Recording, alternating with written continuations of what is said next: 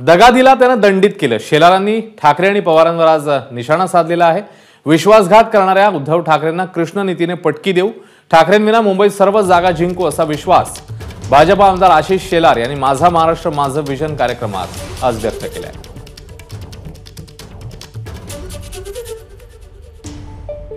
दोन 2019ला उद्धवजींच्या शिवसेनेशी युती करून आपला फायद्याऐवजी नुकसानच झालं.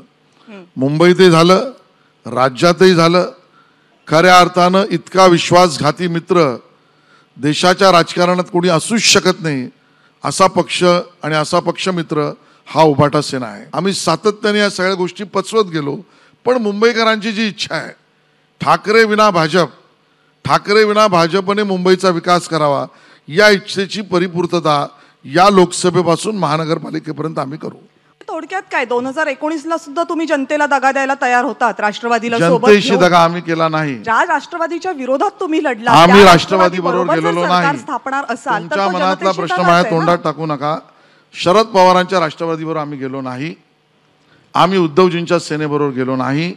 आम्ही भाजप आणि सेना हेच सरकार आलं पाहिजे ह्याच्या मताचे होतो. धोका केला, त्याला दंडित केलं. 2019ला पहाटेची शपथ होती, ते काय होतं मग? तो त्या रणनीतीचा भाग होता. मग ती शरद पवारांची राष्ट्रवादी नव्हती त्या का? शरदचंद्र पवारांना त्या ठिकाणी धक्का देण्याचं काम होतं. मग तेव्हा त्यांचा पक्ष तुम्ही त्यांच्यासोबत जायला त्याही वेळेला फुटला असता तर फोडला असता. आणि तेव्हा जमलं नाही म्हणून पहाटेचा शपथविधी त्यांना धडा शिकवायचा असता तर त्याच दिवशी शिकवला असता. हे सगळं तुम्ही ते छान चौकटीत बसवताय. म्हणजे इथे खूप वेगवेगळे मी स्पष्ट बोलतोय. माझं स्पष्ट तुम्हाला पटत नसेल तर माझं दुर्दैव आहे. मी कुठलंही लपून उत्तर दिलं नाही. त्यावेळेची रणनीती होती का? होती. तेव्हा पक्ष फुटला असता तर फोडला असता. त्यांना दंडित करायचं होतं का? होतं. माझ्या प्रश्नाचं उत्तर मी स्पष्टच देतो की म्हणजे असं आहे की तुम्ही केलं तर रणनीती आणि त्यांनी केलं तर धोका. मी त्यांना कुठे काय प्रश्न विचारलाय? तुम्ही तेच म्हणता भारतीय जनता पक्षाने जनतेने मतं कोणाला दिली आहे हा मूल तुम्ही विसरताय. एक्झॅक्टली जनतेने मतं एक्झॅक्टली समजून घ्या. भाजप आणि शिवसेनेला दिली आहेत.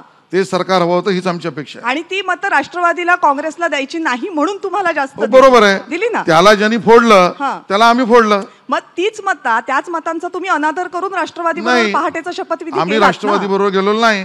मग पहाटेचा शपथविधी काय अजित पवारांबरोबर केला. मग ते कुठल्या पक्षाचे? तो पक्ष फोडायचा होता.